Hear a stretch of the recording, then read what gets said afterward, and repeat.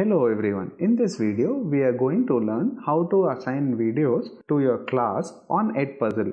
So we will directly go to Google Chrome. Here I have already logged into my Edpuzzle account. Now this is the home screen. Go to this menu option on the top left and go to my content. Then here are my folders in which I have saved the videos. So I'll go to English grammar folder, and then here there is one video. I want to assign this video to my students or to my classroom so that they can complete the task, they can watch this video and they can answer the questions I have already prepared in this video.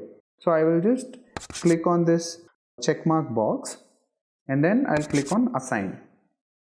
Now I've already created a classroom which is class 2 English, so I can actually directly click on this and assign to all, or I can add a new class by selecting this add new class option. Now before assigning, I want to give a start date. So start date of this assignment will be Friday, which is 1st May, and then end date I will keep it as Friday only. So start date is 1st May 12 AM and end date is also 1st May but 11:59 PM. So now I will click on save. Now I will highlight this option of prevent skipping.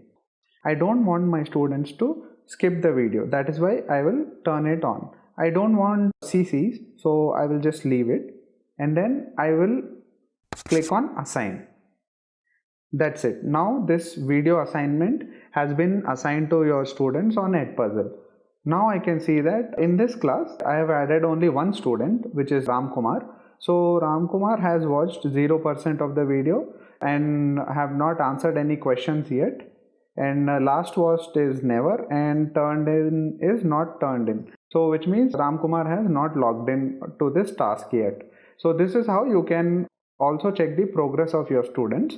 You can also go to this questions tab and see what questions you have assigned to students in this video.